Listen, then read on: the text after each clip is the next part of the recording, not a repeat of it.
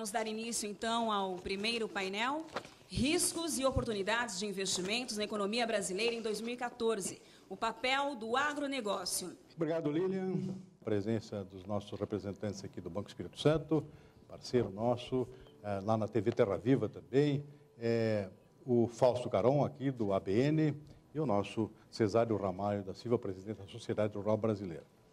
Eu gostaria de começar esse painel, como começaria se tivessem todos os participantes aqui confirmados, com uma panorâmica da economia brasileira para 2014. Eu acho que isso é um ponto de partida extremamente importante na medida em que, como eu disse, é um ano diferente, um ano complicado, é um ano eleitoral, um ano de Copa do Mundo, e a economia acaba sendo influenciada de uma forma ou de outra por esse tipo de evento. Então, eu começaria um bate-bola, como eu disse, é uma coisa informal aqui, cada um vai ter um tempo para fazer uma primeira exposição, esse tempo em torno de 20 minutos, mais ou menos. Depois se volta para fazer um bate-bola entre os participantes e a plateia pode participar, tanto a presencial aqui, quanto também os nossos participantes online, caso queiram fazê-lo. Então, Janquela, eu gostaria que você começasse nos dando uma ideia, como é que você está enxergando aí do ponto de vista de um banco importante, e, aliás, importante também no agronegócio, o Banco Espírito Santo está ingressando muito fortemente nesse setor, aliás, o setor, os bancos em geral, né? A gente tem visto aqui, vi nesse fim de semana também, uma entrevista com o pessoal do Santander, os bancos cada vez mais fortemente ingressando em empréstimo do setor rural. Havia uma certa restrição ao empréstimo para o setor rural até um tempo atrás. Hoje isso não existe mais, mudou muito esse cenário do produtor rural brasileiro, o sujeito que paga suas contas em dias e tem um amplo cenário de investimentos pela frente, aumentando as suas áreas de plantio, portanto isso aí atrai todo mundo e não poderia ser diferente também no caso aqui do Banco Espírito Santo, Banco Português com presença forte aqui no Brasil. Janquela, qual é a sua visão da economia mundial e brasileira, né? Não só a brasileira, mas tudo o que implica lá fora em termos de nossos interesses aqui dentro. Silmar, bom dia a todos os participantes, tanto os presenciais quanto os que estão nos assistindo pela mídia internética. Bom dia aos meus colegas painelistas. Eu vejo um ano de 2014 relativamente tranquilo, se a gente for levar em conta o histórico da economia brasileira. Ou seja, não vemos aqui ou no banco, não temos a percepção de que nós passaremos por uma crise ou de uma situação crítica ao longo de 2014. Mas como você mencionou, é um ano cheio de nuances. Eu acho que eu vou passar um pouco aqui por 3 tópicos, acho que extremamente interessantes para o evento, que vão acabar afetando 3 variáveis importantes, ou pelo menos dando algum pano de fundo. Uma é da questão cambial, e para isso eu teria que fazer referência ao quadro da economia norte-americana e da economia europeia. A questão, logicamente, de tendência de preços de commodities, de maneira geral, passando um pouco pela questão chinesa, e aí falar um pouco do custo de financiamento, ou seja, a taxa de juros, falando e me atendo um pouco mais à economia doméstica. O cenário americano de recuperação já é praticamente uma certeza. Essa recuperação vem se dando, logicamente, não na velocidade em que muitos gostariam, mas de maneira sólida, consistente e que deve fazer com que a autoridade monetária norte-americana comece a retirar toda a gama de estímulos que foi concedida para que essa retomada acontecesse. E é o que a gente acabou tendo aí nesses meses mais recentemente como um fator de bastante peso sobre a variação do dólar. Ou seja, na medida que você começa a ter uma retirada de estímulos monetários nos Estados Unidos, isso significa menos dólares à disposição de todo o mundo, menos dólares, menor oferta, qualquer preço ou qualquer produto, qualquer mercadoria que você acabe tendo redução na oferta, o seu preço acaba subindo. É a mesma coisa com o preço do dólar, portanto o dólar no ano que vem tende a se fortalecer, não apenas contra o real, acho que tende a se fortalecer de maneira geral. Portanto, quem espera que o programa de intervenção do Banco Central, que vem fazendo, surta efeito no sentido de conseguir reverter o enfraquecimento da moeda brasileira, esquece, ou esqueça. Quem foi para a Disney, foi. Quem não foi, se quiser ir, vai pagar um preço um pouco mais caro daqui por diante. estou dizendo que teremos uma desvalorização extremamente significativa, a ponto de vermos o real tendo um comportamento semelhante ao que a gente viu nas eleições presidenciais de 2002? Não, longe disso. Nós temos sim condições de amenizar esse movimento. Eu acho que é isso que a gente vai acabar observando ao longo do ano que vem. Mas uma tendência de enfraquecimento da moeda deve se materializar.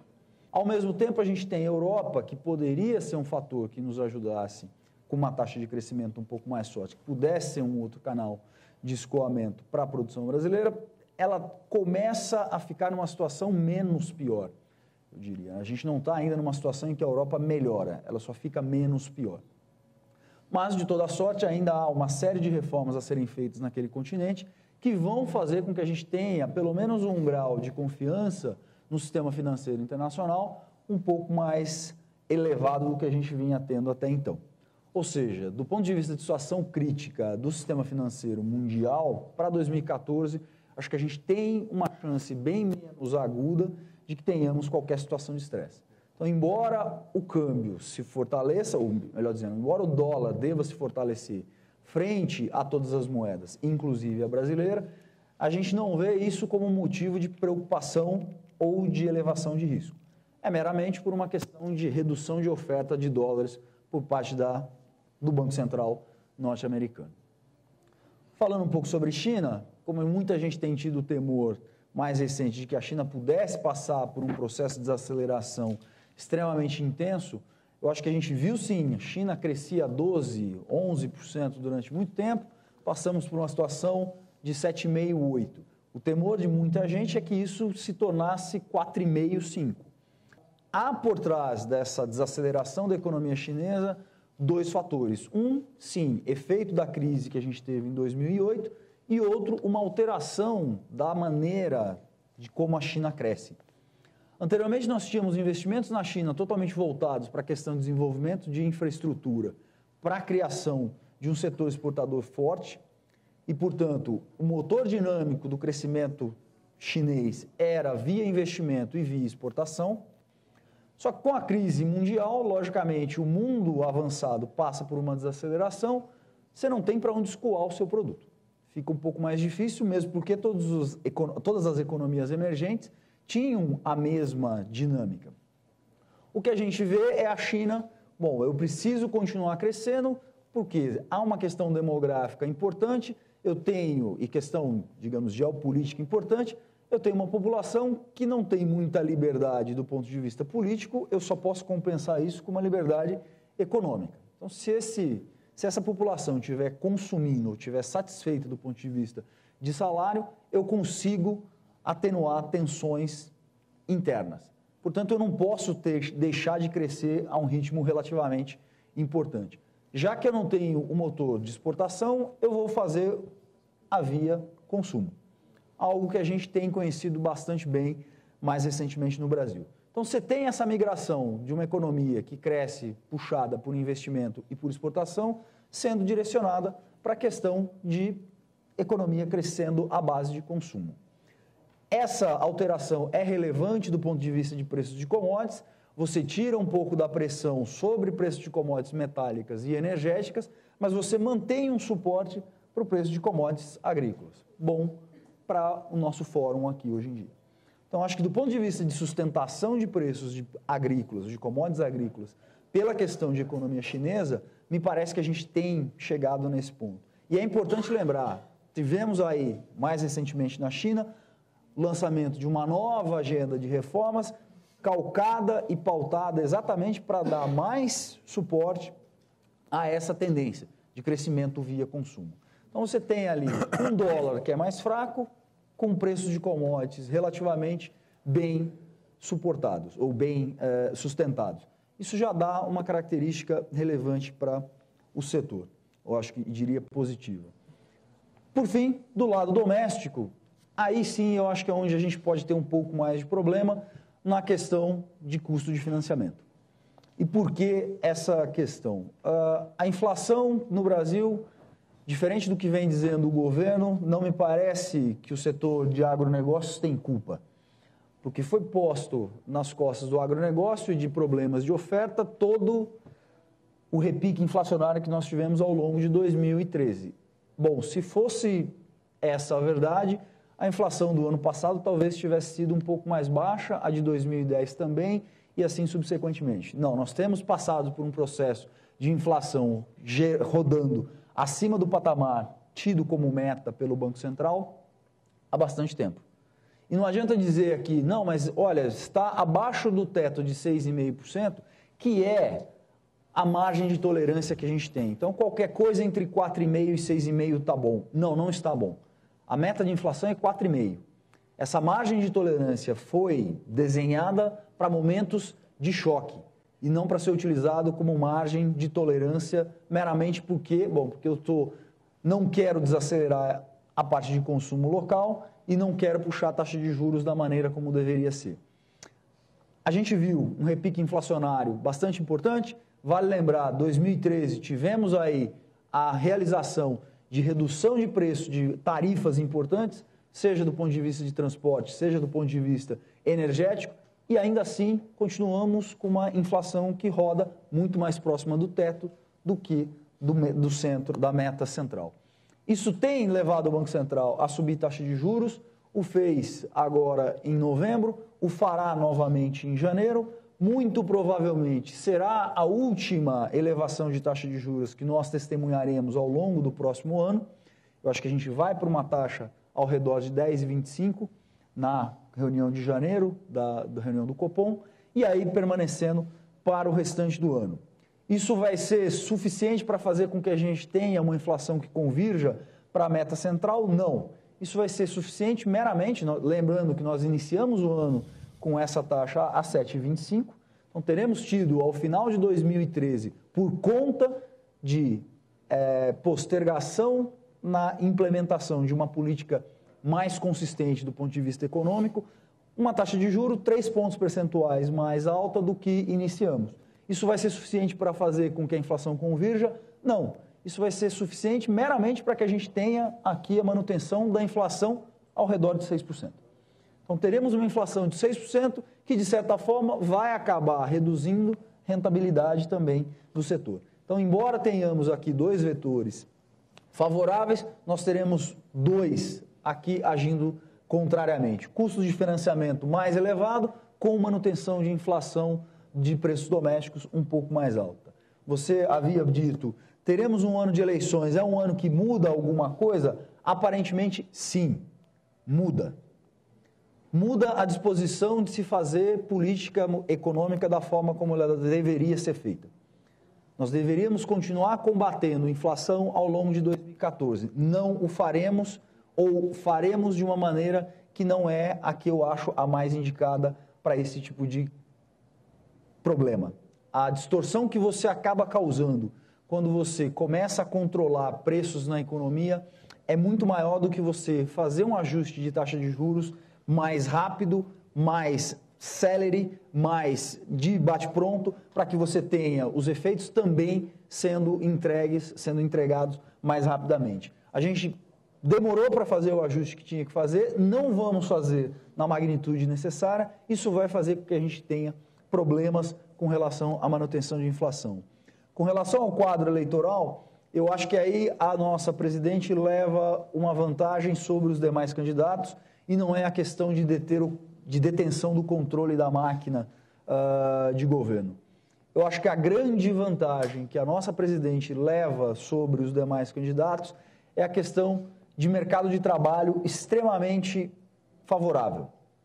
Ou seja, nós temos uma taxa de desemprego baixa, esse aumento de taxa de juros que nós testemunhamos leva tempo para atingir o seu efeito sobre o mercado de trabalho, isso leva de 12 a 18 meses, ou seja, a gente não vai ter ao longo de 2014 uma piora no mercado de trabalho significativa, portanto, a gente, por mais que nós tenhamos observado algumas manifestações contrárias à administração pública ao longo desse primeiro semestre de 2013, haja vista o que nós temos observado em termos de pesquisas eleitorais, me parece, a gente ainda tem como candidato principal a ser o vencedor das eleições de 2014, a presidente Dilma Rousseff.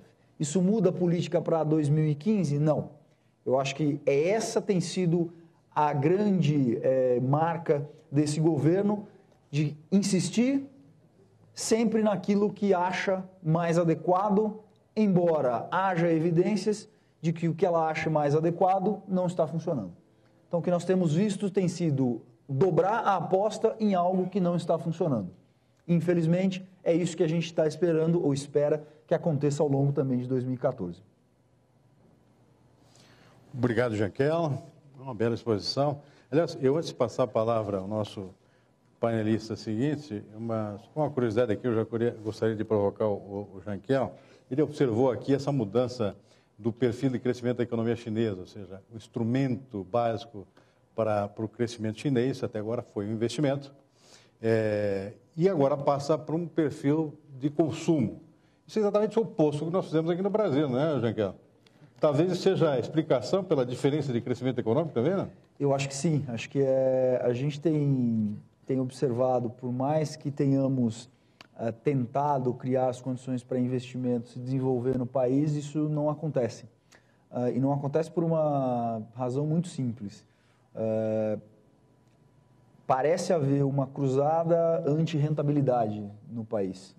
No momento em que você tem um setor que apresente uma lucratividade tida, não sei por que régua, como excessiva, começa-se a tentar dizer, bom, tem alguma coisa errada com essa lucratividade, acho que isso não pode acontecer. Se você não tem a garantia de que o investimento que você fez vai lhe render todo o lucro que aquilo poderia, você simplesmente se retrai. Então, acho que tem que haver uma mudança nessa cultura que nós temos. Como um amigo me dizia, parece que nós temos no Brasil vergonha de termos sucesso. Você ser considerado uma pessoa rica no Brasil é algo pejorativo. Você não pode ter êxito. Tanto é que, se você perguntar ao próprio Jorge Paulo Lemann se ele é uma pessoa rica, ele vai dizer que é uma pessoa que não tem problema em comer um arroz e feijão. Mas não é uma pessoa rica. É interessante, o Brasil é especialista em perder oportunidades. Nós vendo aí agora a economia chinesa, um país comunista, né? Ainda é politicamente, abrindo a sua economia, aqui nós preocupados em tabelar o lucro do empresário que quer investir. Bom, a gente vai voltar a esse assunto no decorrer do painel, mas eu gostaria de passar a palavra agora ao Fausto Carão aqui, representando o banco ABN, ABN voltando com força aqui no Brasil, né, Fausto? E saber a opinião, ele é especialista na área de commodities do banco, eu gostaria que ele desse a sua visão da economia como um todo também, e particularmente essa área de commodities. Commodities ainda é um bom negócio, Fausto? Com certeza. Falando de modo geral aqui, não só do agrícola, né? Obrigado pelo convite, obrigado aí pela fazer parte do painel. Com certeza, a commodities ainda permanece muito quente na agenda mundial, né? Você tem, esse fluxo só deve aumentar. Você tem um país como a China passando consumo, mas com uma capacidade industrial enorme. Então, você vê esse fluxo deve continuar. Então, a gente não acha que o mercado de commodities continua quente, continua sendo muito importante mundialmente. O ABN, como você bem colocou, vem ao Brasil justamente para atuar na área de commodities, foco em commodities, commodities agrícolas, commodities metais e minerais, petróleo e gás, derivados e transportes. Então, a nossa aposta, obviamente, é que a gente não podia estar fora do Brasil. O ABN saiu, infelizmente, do Brasil involuntariamente, então está voltando. Mas acho que a exposição do Janquel foi muito boa. Eu acho que, do ponto de vista dos bancos, o crédito ano que vem não deve ser um problema para o setor agrícola, no que tange a financiamento de capital de giro, financiamento de safra, etc. Quando tratamos, acho que, de financiamento para investimentos, eu acho que ainda os bancos públicos vão ser os principais financiadores desses investimentos, como já vem sendo. Não vejo mudança nesse sentido. Eu acho que o país ainda tem um dever de casa grande para fazer. O arcabouço legal que existe, está aí, mas existe uma assimetria grande na interpretação, às vezes, na aplicação das leis e das regras. Então, é muito comum você fala com um advogado, e determinada garantia ou segurança, porque para fazer um financiamento de 7 anos, 10 anos, obviamente o banco vai se proteger da melhor maneira possível. Aí o advogado, no estado X, o judiciário decide assim, o estado Y assim, então isso cria uma insegurança enorme. Existem regras, como veio alguns anos atrás essa regra que não permite que estrangeiros comprem terra no Brasil. Isso indiretamente afetou muito o poder e a vontade dos bancos internacionais, obviamente, de financiar essa expansão, esses investimentos. A terra sempre foi muito utilizada aí como uma garantia firme e real para esses financiamentos. Não é mais o caso.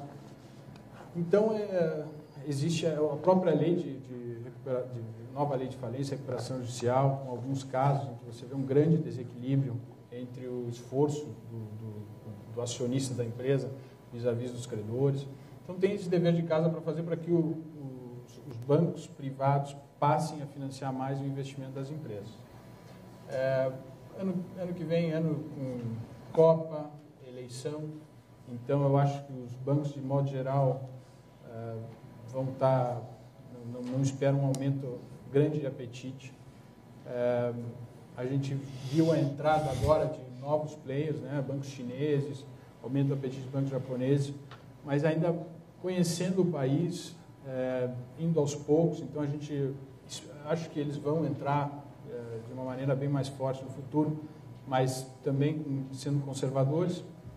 Então acho que o importante o agricultor e as empresas trabalharem, que tiveram bons anos no passado, trabalharem mais capitalizados como vem trabalhando, trabalhar melhora o seu custo para aquisição de insumos, paga menos juros, enfim, está menos vulnerável a esse cenário ano que vem de volatilidade. Enfim.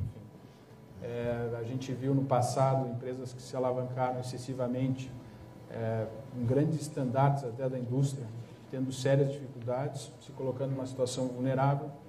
Então, acho que ano que vem é um ano calmo, sem grandes mudanças, mas acho que o país pode avançar em vários sentidos para facilitar o aumento do crédito. Acho que a mudança também da regra do jogo no meio do caminho foi uma coisa que assustou um pouco.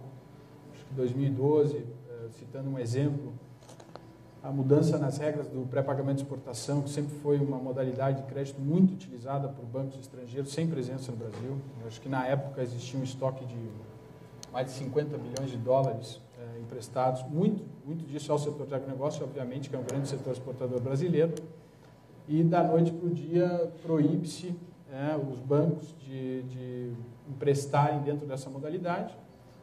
Então, empresas com contrato assinado, empréstimo contratado, garantia constituída, no próximo dia, já tendo aquele dentro do seu fluxo de caixa, a tomada daquele recurso, tem que se virar e sair que nem louco aí no mercado e o banco, por outro lado, também, quando dessa maneira não dá para... Então, desmonta o time, esquece do Brasil, depois para voltar demora muito.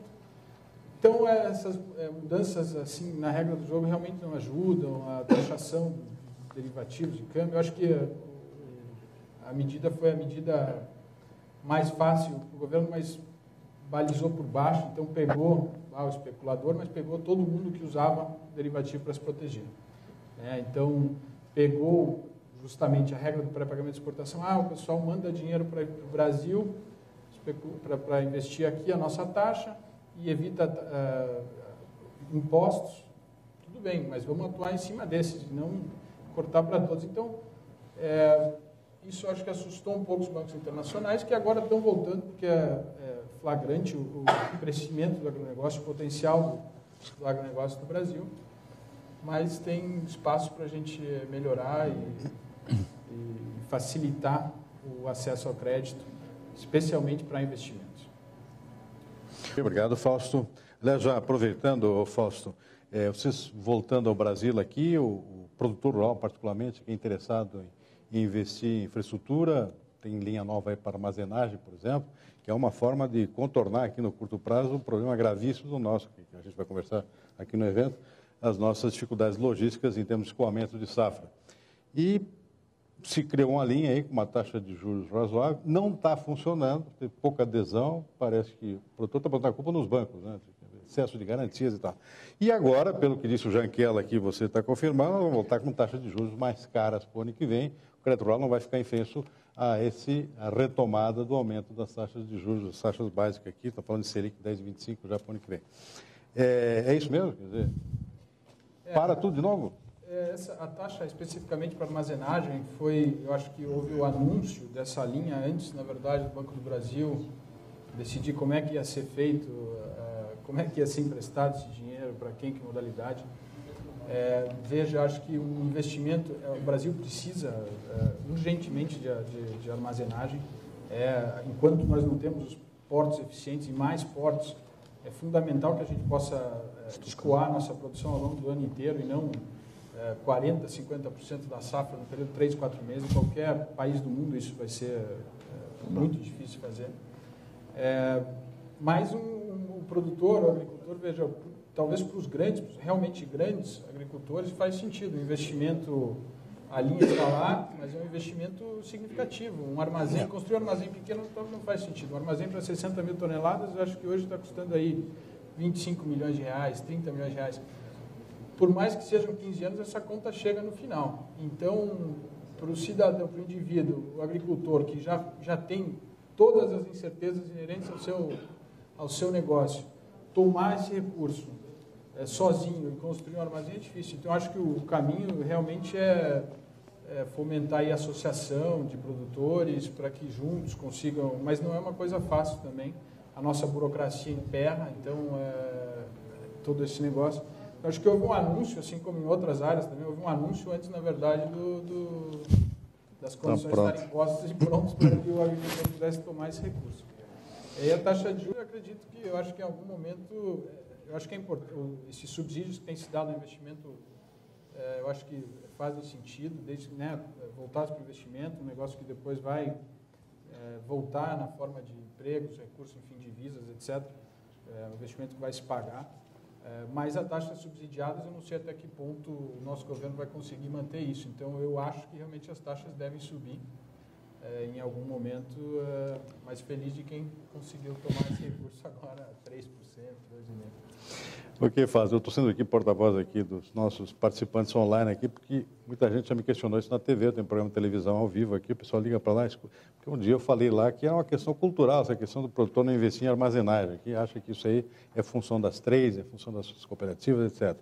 Ele veio puxão de orelha, porque não tem nada disso, nós estamos interessados. O problema é que as garantias aqui de 200%, quer dizer, não dá. É um investimento caro e o retorno não é imediato. Então, o produtor que tem que investir na lavoura, aumentar a produtividade, tem que encarar um preço baixíssimo em função dos gargalos logísticos, né? Perde 30%, 40% só no frete. Então, realmente, ele não se sente muito animado lá e, além disso, dá garantias que muitas vezes nem tem, né? Tem todo um histórico aqui de endividamento aqui, muitos produtores não têm essa disponibilidade. Mas vamos em frente aqui, eu gostaria de ouvir a opinião do Cesário Ramalho, ele que está saindo aí agora da Sociedade Rural Brasileira. Como é que está enxergando 2014, Cesário? Vai ser um ano bom?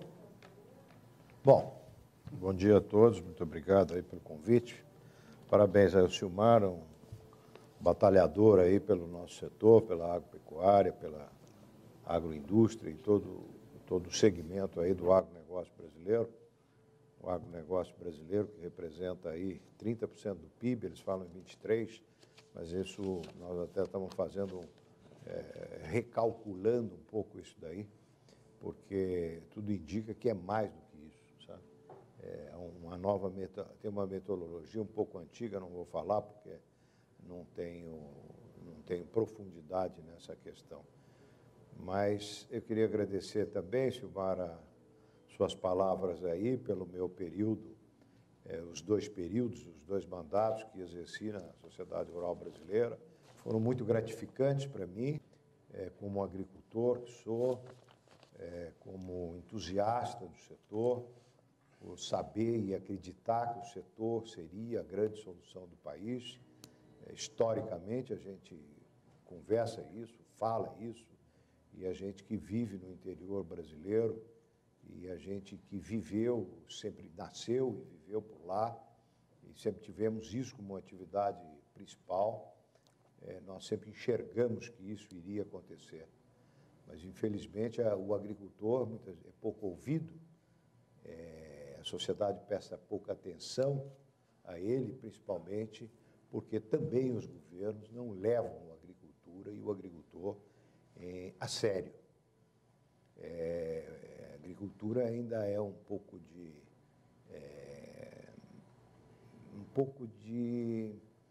falta de seriedade no trato com a agricultura da parte do governo. Eu queria só citar uma única coisa, que é uma brincadeira que se fazem com a agropecuária brasileira, que é, por exemplo, o setor sucroalcooleiro. Nós temos o maior e mais desenvolvido setor sucroalcooleiro do mundo, produzindo etanol, açúcar e a biomassa hoje, caminhando para a energia fortemente, energia aceitável, requisitada nesse mundo de mudanças climáticas, de um conforto de meio ambiente, e o governo simplesmente destruiu o setor sucroalcooleiro. Destruiu. O setor sucroalcooleiro não existe um investimento. Nós temos 4.000 indústrias que fornecem equipamentos para as usinas, estão completamente paradas, a maioria quebrada. Sertãozinho, ali encostado em Ribeirão, é um cemitério de empresas de indústrias. Um setor que emprega 2,5 milhões direto, no emprego direto, está perdendo. Um setor que tem 400 e poucas usinas, nós temos 40 usinas que esse ano não moeram, e vamos passar a ter 60 usinas que não irão moer, trabalhar, e fora as que estão em recuperação judicial. E isso tudo para mascarar uma política econômica desastrosa sob o ponto de vista da inflação, que acabaram de comentar aqui. A inflação tem meta para você ir esporadicamente. A inflação, as metas não são para trabalharmos permanentemente nos limites de meta. Isso impacta o país, impacta várias coisas, e é produto de uma política mentirosa. Quer dizer, tivemos um aumento agora de 4% na gasolina e 8% no diesel. Esse 4% propicia uma melhoria no etanol, o açúcar enfrenta superproduções internacionais, já reduzindo essas produções, porque o Brasil começa a produzir menos, não há expectativa de aumento de produção na cana, e, portanto, o efeito, vocês devem ter visto nos jornais, os principais analistas desse setor sucroalcooleiro, e nada resolveu para o setor, porque o 8% do diesel que nós usamos tem uma participação bastante efetiva nos nossos custos, anula o efeito dos 4%. Portanto, há uma falta de atenção com o setor rural. Silmar, a questão da logística. Quer dizer, é uma tragédia. É uma tragédia. Nós pagamos 10%, o consumidor brasileiro, a gôndola do supermercado, poderia custar 10% menos, o arroz, o feijão, o óleo, a carne. Nós pagamos isso por quê? Porque não temos logística. O consumidor está prejudicado e o agricultor prejudicado na sua renda também, pela falta da logística. Eu acho que a gente precisa lembrar que quando eu não culpo nenhum nem dois governos, a nossa entidade é uma entidade que não tem partido, o partido nosso é o Partido da Agricultura, nós não temos preferência, nós temos preferência pelo melhor programa, pelo melhor projeto, pelo melhor compromisso com a agricultura. A logística, então, tem esse impacto. Em 2002, quando assumiu o Partido dos Trabalhadores, você tinha uma produção brasileira de 98 milhões de toneladas de grão, e nós devemos, provavelmente, o ano que vem, essa safra de 13, 14, vai indo muito bem, as lavouras têm um estado, uma emergência esse ano fantástica, estão muito bem as nossas lavouras, nós provavelmente teremos um crescimento da produção e vamos para 200 milhões de toneladas com uma infraestrutura de 98 e já era deficiente. Portanto, eu não tenho outra explicação, não existe uma explicação plausível que não seja um descaso profundo com o maior setor da economia brasileira e o setor mais competitivo da economia brasileira. Portanto, nós temos uma preocupação, falando da questão política, nessas eleições enorme, com uma alternância de comandantes, de mandos, de pessoas e tudo. E achamos, diferentemente do que foi colocado aqui, que a eleição está completamente aberta. Essas pesquisas que estão sendo feitas, elas são muito direcionadas. Fazendo uma análise superficial, quando você tem uma análise direta, uma pergunta direta no indivíduo, no entrevistado, se ele está contente, ele não está contente. 68% das pessoas não estão contentes com a situação atual. 68% das pessoas querem mudanças. Mudanças, isso está claro. Qualquer analista, cientista político, quando analisa esses dados das pesquisas, identifica isso. Eu falo isso por quê? Porque nós precisamos arejar. Eu acho que, de repente, tem modelos esgotados. Então, acho que é a grande oportunidade. E nós tivemos aí, essa semana, esse último mês, talvez, a nossa entidade tem promovido encontro com os candidatos. Já tivemos a visita do Aécio, já tivemos a visita do Eduardo Campos, e fizemos também um convite à presidente Dilma para que possa debater conosco essas questões. E tivemos um debate, por exemplo, com o candidato ao governo de São Paulo, do Partido dos Trabalhadores, o ministro Alexandre Padilha, em que ele não tinha conhecimento, por exemplo, dessa situação, desse caos que existe no setor sucroalcooleiro e que impacta profundamente o estado de São Paulo, principalmente, porque 1/3 do estado de São Paulo vive do sucroalcooleiro. Dos 21 milhões de hectares que nós temos em produção no estado, nós temos 7 milhões plantados com cana-de-açúcar. Portanto, há um impacto no campo paulista imenso dessas questões. Há desemprego, há insegurança, há perda de faturamentos, etc. e tal, por todo o campo. Então, Silmar, dito isso, eu vejo que o setor, a agricultura brasileira vai crescer. O agricultor vai trabalhar, está trabalhando. Eu acho que nós vamos ter crescimento, mas nós temos uma preocupação porque os custos nós estão aumentando. O bucho de soja, nós tivemos um aumento de $2 o bucho hoje para $6. Em 10 anos aumentamos 2 vezes isso. São impactantes. A logística, os sinais são piores, evidentemente, com o crescimento. Isso tudo causado pelo aumento das produções, não só da soja, mas o milho, que era um produto que não era exportado. Estamos exportando já há 2 anos seguidos, próximo a 20 milhões de toneladas.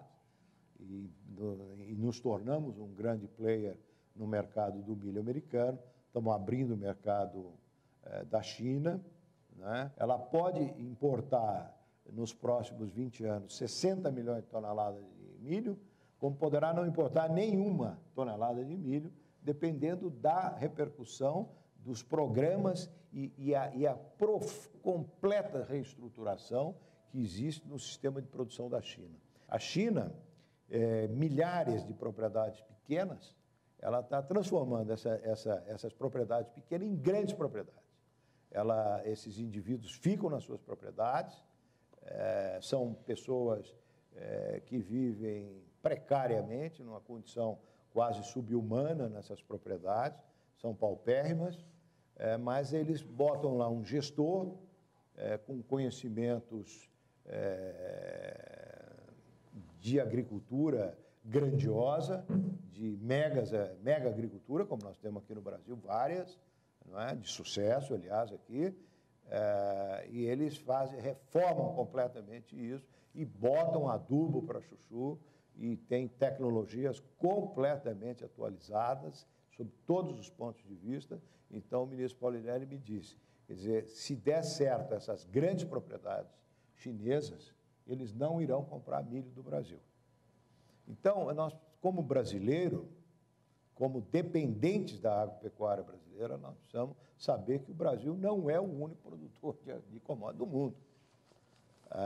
O mundo cresce nas suas produções. O exemplo é a Ucrânia, que está na mídia aí, uma grande revolução, uma contestação ao governo, mas a Ucrânia, em 10 anos, se não me engano, saiu de 10 milhões de toneladas para 30 milhões de toneladas, tendo um consumo interno muito pequeno e tendo uma participação nos mercados globais já bastante significativa.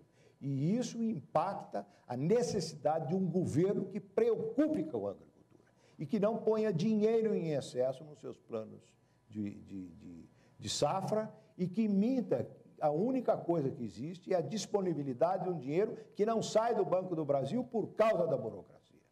Porque os armazéns, eu recuso completamente essa análise de que o agricultor brasileiro não é adaptado para querer ter armazenagem. O agricultor quer uma armazenagem. É que ele não vai fazer armazém para pagar num prazo curto. Nós precisamos de dinheiro de longo prazo, de maturação. Vocês, um plantio de soja, eu demoro 5 anos para adaptar a minha terra, para a minha terra poder produzir aquilo que ela realmente pode produzir. Eu demoro 5 anos para adaptá-la, porque as terras brasileiras não têm fertilidade. Quem fez fertilidade na terra brasileira foram os pesquisadores brasileiros. Foram a Embrapa, a Exalc, Santa Maria, no Rio Grande do Sul, Viçosa, qualquer outras unidades de pesquisas que nós temos espalhadas pelo Brasil inteiro, o IAPAR do Paraná e por aí adiante. Portanto, isso tem custos elevados, porque nós não temos logística para levar o fertilizante, porque nós não temos logística para levar os calcários, porque os nossos fertilizantes, que vêm da Rússia ou vêm de Marrocos, ficam presos para descarregar nos portos. Uma carga de potássio, se não me engano, de Bahia Blanca, na Argentina, perto de Buenos Aires, ela leva 3 dias de navegação, leva 60 para descarregar no Porto de Paranaguá. Como vamos fazer uma agricultura? Uma agricultura que depende 90% do seu fertilizante é importado, e nós não temos um porto de acesso. Os portos que existem é do meu avô, do tempo do meu avô, ainda quase praticamente. Então, a agricultura tem um monte de desafios, Silmar, que precisa de capitais. Mas para nós recebermos os capitais, nós precisamos ter um foco, nós temos que ter uma sinalização, por exemplo, no sucro alcooleiro, que impacta toda a agricultura brasileira. Nós temos, por exemplo, nós temos que lutar pelo aumento da produtividade. A cana-de-açúcar, se nós viabilizarmos as canas que estão localizadas, de menor custo, de proximidade das usinas, por exemplo, nós irrigando, nós quase dobramos nossas produções de cana-de-açúcar. Né? Nós podemos incorporar na nossa produção 50 milhões de hectares que estão produzindo pecuária, que a evolução da tecnologia de produção pecuária brasileira, ela pode liberar tranquilamente 50 milhões de hectares no espaço de 10 ou 20 anos. Nós temos essa questão da irrigação. Nós temos que melhorar as irrigações, mas as licenças ambientais para você utilizar, tudo isso é muito lento e muito demorado. Nós temos um país lento quando se trata de governo. O que nossa sorte é que nós temos empresários extremamente agressivos, focados e, principalmente, uma coisa que não existe no mundo, que é a questão da juventude. A juventude, o empresário brasileiro do Centro-Oeste é jovem, Urbano, é jovem, ele é entusiasmado. Se vocês forem na Europa, não há, as pessoas morrem e não há habitante, não há sucessão, não há interesse pelas propriedades. Então, o Brasil tem nesse quesito, ele é grandioso. Eu tive uma felicidade de, na minha gestão agora na Rural Brasileira, ter fundado a Rural Jovem, e já temos, inclusive, na nova diretoria, que deve assumir agora em janeiro, eu respeitando os estatutos da entidade, tenho que sair, e acho que tenho que sair porque eu tenho gente, pessoas e coisas nas minhas costas me empurrando para fora, porque tem inteligências novas, tem pensamentos novos, tem tecnologias novas de pessoas que vão dirigir a minha entidade e que acreditam fortemente nesse futuro da agricultura. Nós temos, por exemplo, Silmar, a questão futura, que não é um futuro longo, é um futuro de amanhã, que são, por exemplo, a ocupação dos cerrados do Piauí, do Maranhão e também no Tocantins. Nós temos grandes áreas profundamente adaptadas, já com uma logística razoável, produto de uma proximidade do Porto de Itaqui, no Maranhão, produto de você já ter ferrovias naquela região, alguma coisa facilitando. Nós temos que melhorar, nós estamos falando de financiamento. O financiamento brasileiro é grotesco. O financiamento brasileiro é calcado na propriedade do indivíduo, não é calcado em cima da eficiência da profissionalismo com que nós fazemos a melhor e maior agricultura tropical do mundo, respeitando o meio ambiente, tendo segurança nessa questão ambiental. Nós temos essa questão da infraestrutura que nós não vemos, isso aí. Nós tínhamos um brilhante indivíduo coordenando os planos, os projetos do governo federal, que era o Bernardo Figueiredo, uma autoridade reconhecida mundialmente, que desanimou do governo, saiu do governo. Temos hoje o Jorge Gerdau, que colabora um pouco nessas coisas. Temos as questões ambientais para serem resolvidas. Nós temos 1 ano e meio de Código Florestal novo, não implantado. Não implantado por quê? Porque começam a aparecer as dificuldades de um código que é feito para os 7 biomas brasileiros. Vocês imaginam que nós temos a mesma legislação ambiental no Pampa do Rio Grande do Sul, passa pelo Pantanal, pela Mata Atlântica, pela Amazônia e pelo semiárido nordestino. Quer dizer, nós vamos enfrentar imensas dificuldades com oneração dos nossos produtos, onerando fortemente os nossos produtos nessas legislações ambientais, de difícil ajuste, e mostra isso, essa lentidão na regulamentação do Código Florestal. Está claro isso aí. A Embrapa, Silvar, não foi praticamente utilizada na construção do Código Florestal para que pudesse dar esses alguns detalhes.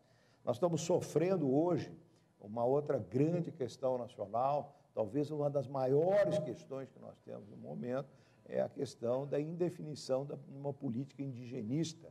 Nós temos propriedades, produtores, de fato, no Mato Grosso do Sul, grandes regiões agrícolas do Mato Grosso do Sul, que estão perdendo as suas propriedades para a ampliação das reservas indígenas, certo? Você tem ali, perto de Campo Grande, por exemplo, Cidrolândia, é uma reserva indígena de 2.000 hectares e está se ampliando para 17.000 hectares. As pessoas que estão há 100 anos naquele local, produzindo soja, produzindo milho, produzindo algodão, enfim, uma gama imensa de produtos, pesquisados, por exemplo, pela Fundação MS do Mato Grosso, uma excelência em pesquisa, não é? Estamos perdendo isso para uma política indigenista, nós não somos contra o indígena, o agricultor, pelo contrário, quer melhoria para esse indígena abandonado, indígena brasileiro. Então, nós temos que solucionar isso. Nós temos a questão, idêntica a essa questão, a questão dos quilombolas, que nós tínhamos a ideia de termos aí um pedacinho do Brasil, e isso cresceu de uma forma assustadora, o volume. As terras indígenas, nós temos 123 milhões de hectares de terras indígenas hoje no país, significando 14% do território nacional. Nós, se consolidar todas as áreas demarcadas hoje e que estão sendo ocupadas na marra pelos indígenas, por exemplo, no Mato Grosso do Sul, nós vamos para 25% do território nacional ocupado por indígenas, desocupando pequenas propriedades no Rio Grande do Sul, por exemplo, propriedades de menos de 5 hectares, os indivíduos estão perdendo as suas propriedades. Esses indivíduos, evidentemente, com poucos recursos, que vão ter imensas dificuldades de uma nova vida. Nós temos a questão da terra de estrangeiros. A Volkswagen, que vive no Brasil há mais de 100 anos, não pode comprar 10 hectares de terra, é proibido, tá certo? A nossa entidade manifestou isso várias vezes, ministra Gleice, a própria Dilma, em conversa com a presidente Dilma, não gosta de começar esse assunto, mas é um assunto importante para um país que quer ser a sustentação, a segurança alimentar de uma boa parte do mundo, de uma num crescimento populacional e uma inclusão forte que nós estamos tendo no Brasil e no mundo, né? Nós temos essa dificuldade de aceitar que o estrangeiro aqui compre terra. Somos contra a compra por fundos soberanos, evidentemente, países, nós não aceitamos isso, mas nós temos que ter um controle, um conhecimento, o país tem que saber quem é o usuário, quem é o proprietário daquelas terras, mas nós temos que ter mecanismos, e tem recursos imensos no mundo, imensos recursos, e juros zero, falamos de juro aqui, nós temos ainda um juro caríssimo no Brasil, e temos financiamento de prazos muito curtos, nós temos que trabalhar com 20 anos, com 30 anos de prazo, para consolidar mais as nossas produções num país adaptado para fazer essa agricultura, com um pessoal adequado, com empresários adequados. Então, nós temos a questão dos fertilizantes, que eu já falei um pouquinho, nós temos uma dependência muito grande, nós temos fertilizantes internamente, nós temos uma jazida na fronteira do Amazonas com o Pará, que nós precisamos ter uma política de exploração dos fertilizantes que é completamente indefinida, o governo não sustenta uma lei para que a gente possa extrair esses fertilizantes. Nós devemos demorar, se nós começarmos a usar uma mina, pelo menos 5 anos você demora para conseguir usar. E nós temos junto com isso, mercados excelentes, o mundo inteiro tem mercado, nós temos mercado para o etanol, nós temos temos aí uma política cafeeira que também sucateia, que também expulsa o agricultor do campo, a laranja expulsa o indivíduo do campo, tudo isso por uma falta de uma política mais consistente, de mais longo prazo, de pensar a agricultura, coisa que não pensa. E um país que tem na sua pauta de exportação 40% focado no produto agrícola e que nós fechamos nos 12 meses 100 bilhões de dólares, nós devíamos ser mais atendidos. E isso, politicamente, nós estamos fazendo. Nós já tivemos essas reuniões na Rural Brasileira, reunião fora da Rural, e estamos procurando juntar as lideranças, juntar as entidades, para quando mandarmos um papel para o Aécio, para o Eduardo ou para a Dilma, que esse papel não seja assinado unicamente pela minha entidade. O ideal seria que isso fosse assinado por 10 entidades, por 20 entidades, para que a gente possa mostrar a força e, evidentemente, ter, num país mais um país melhor que nós vivemos, com essa inserção toda, o crescimento, essas pessoas que nós inserimos possam ter mais conforto a partir do momento que o setor nosso possa cobrar dessas pessoas, um deles será eleito, que possa ser cobrado e que a agricultura não tenha jamais aconteça conosco o que aconteceu agora, que foi o maior sucateamento do Ministério da Agricultura já visto em tempos recentes. O nosso Ministério da Agricultura, que é a trincheira do agricultor, é onde o agricultor se defende de tudo isso, do juro, da inflação, do mecanismo de financiamento, etc. e tal. Nós temos um ministério completamente sucateado, que sacaram os principais técnicos nossos, os principais secretários com reconhecimentos nacionais e principalmente reconhecimentos internacionais, foram sacados de um momento para o outro.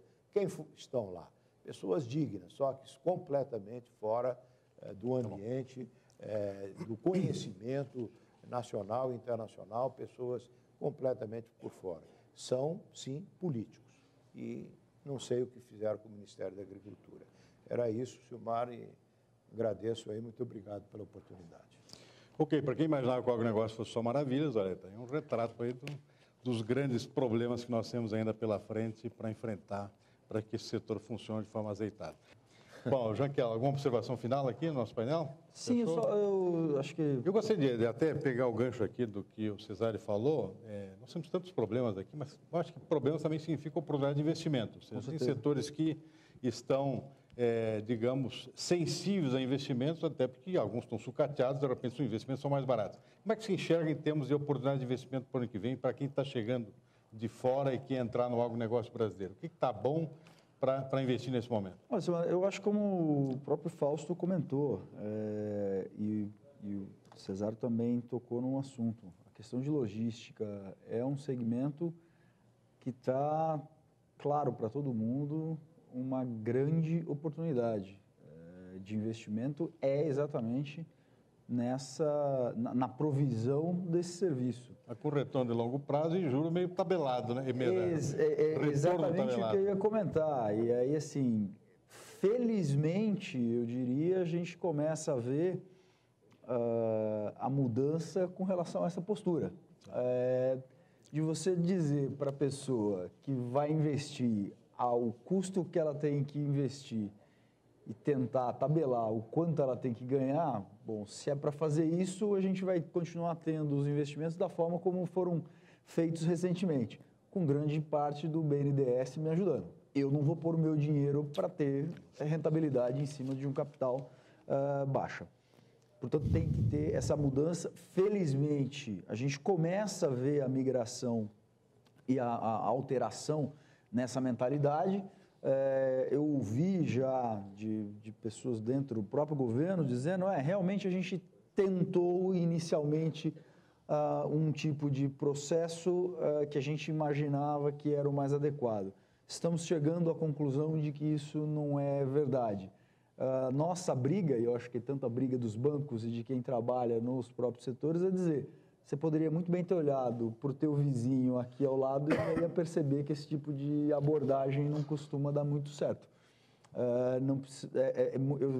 Uma coisa que a gente vem tentando sempre passar para os governantes, e também aqui, doutor Cesário, nem à esquerda nem à direita, realmente minha análise da questão eleitoral é mais o quadro de mercado de trabalho dá vantagem para ela. Acho que o doutor tem razão quando diz sim uma eleição muito mais aberta do que foram as anteriores, não resta dúvida. Vai ser uma eleição muito mais disputada. Mas eu ainda vejo a presidente, embora não seja eleitor da presidente, com uma vantagem nessas eleições. Com relação ao que a gente estava falando da questão de mudança de mentalidade, chega nesse ponto de você ter, de fato, que mudar. E a gente está vendo que essa mudança tem acontecido. Felizmente, isso abre a perspectiva, não à toa nós começamos a ter uma rodada de concessão, ou novas rodadas de concessões de serviço público, em que começam a aparecer candidatos. Não apareciam anteriormente, começam a aparecer.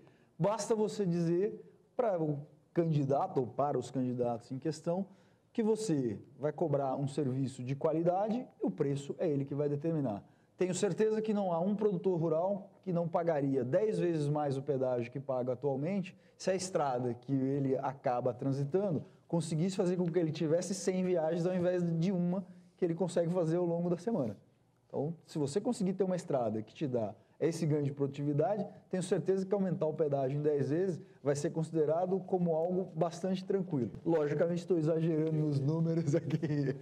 3 vezes. Estou já exagerando nos números. O cara não gostou muito. Mas a questão é essa. Tudo vai levar em conta o ganho de produtividade que você tem. As pessoas estão dispostas a pagar um pouco mais. Porém, para esse pouco mais que elas estão dispostas a pagar, você vai ter que entregar um serviço de muito melhor qualidade. Então, não é dizer eu quero sempre o melhor ao menor preço, todo mundo quer. Agora, como viabilizar esse tipo de situação? Logicamente, há que chegar num acordo em que, olha, o ganho de produtividade que você está tendo é tão superior ao custo que você está tendo marginal com esse pedágio que acaba compensando. Então, é isso que o governo, na minha concepção, deveria perceber, ao invés de ficar tentando brigar para determinar qual é a taxa de rentabilidade de uma estrada ou de uma ferrovia.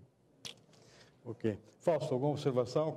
Bom, você já é uma oportunidade de investimento aqui no Brasil, no agronegócio brasileiro, né? É o ABN chegando aqui e acreditando na história. Isso eu acho que serve de referência já, né, para começar. Sem dúvida, mas acho que a gente, acompanhando o campo e vendo a dificuldade, acho que o Cesário expôs muito bem. A gente tem que se solidarizar, porque realmente a agricultura no Brasil tem sofrido um descaso, uma falta de planejamento muito séria. Quantos ministros da agricultura tivemos em um ano? 3? Não existe uma política do setor sucroalcooleiro. Vamos para o quarto agora, porque eu acho que ele é candidato a deputado. Está sendo uma fase muito difícil. Mas o nosso agricultor, ele continua dia a dia, só trabalhando com uma eficiência fantástica para ganhar metade do que ganharia em um país que tem um planejamento para esse setor. Então, a gente continua acreditando, o ABN volta para o Brasil com uma visão de longo prazo. O ABN completaria 100 anos em 2014 no Brasil, ficou 4 anos fora, volta agora e, se tudo correr bem, por mais 100 anos. Então, dando apoio para o campo, para as indústrias, principalmente, que atuam no campo. Aproveitando aqui, qual é o tamanho do caixa aí que vocês estão disponibilizando para o agronegócio para o ano que vem? O banco começou com um capital de 250 milhões de reais, mas obviamente a gente continua operando através da nossa matriz.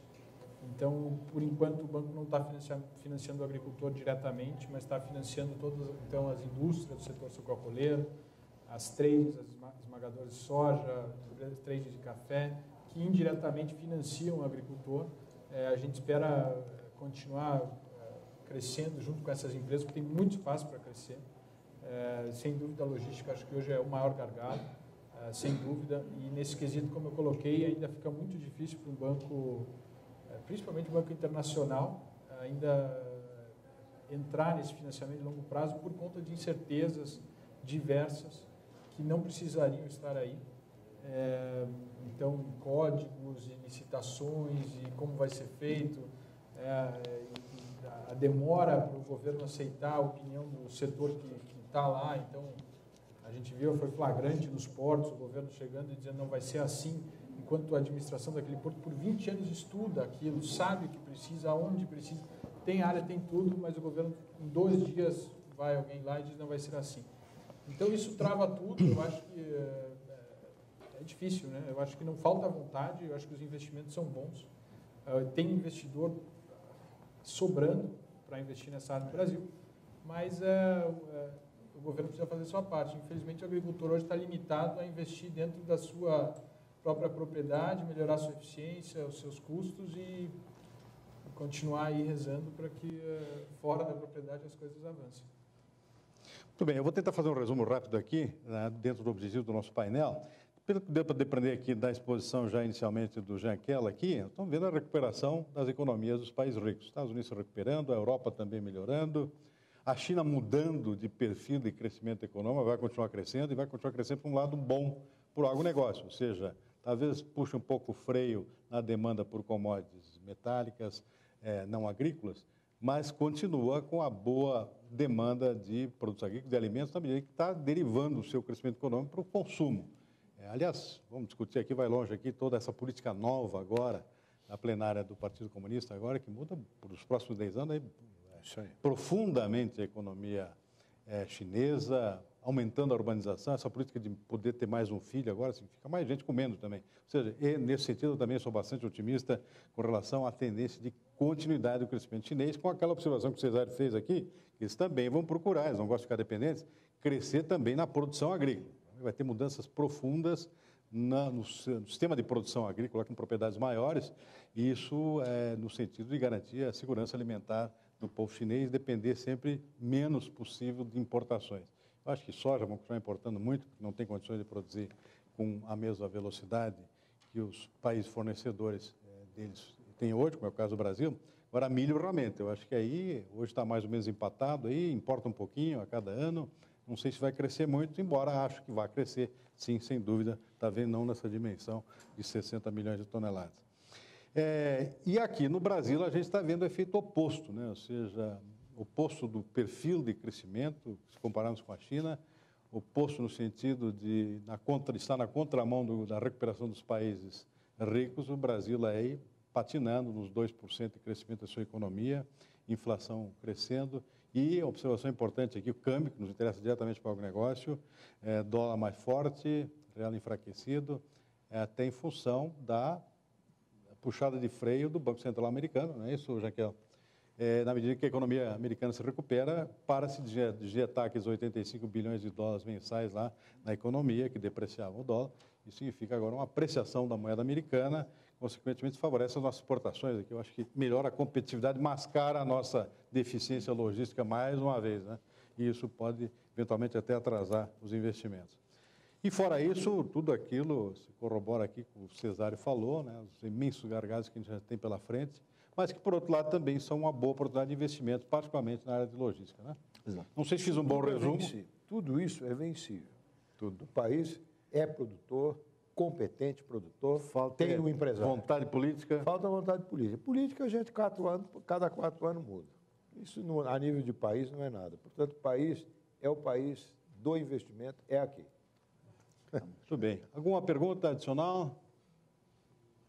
Bom, a gente espera por aqui, esperamos ter pelo menos feito um resumo aqui, que me pareceu bastante procedente em termos de tendências aqui, em termos de oportunidades. A gente vai continuar falando de oportunidades aqui ao longo da programação inteira. Nosso próximo painel é muito interessante, a gente vai entrar mais diretamente na mecânica do agronegócio brasileiro, com a presença das empresas aqui, falando sobre os seus planos, suas expectativas para 2014. A gente faz agora um breve intervalo, um café, e voltamos daqui a 20 minutos. Muito obrigado a todos, até em seguida.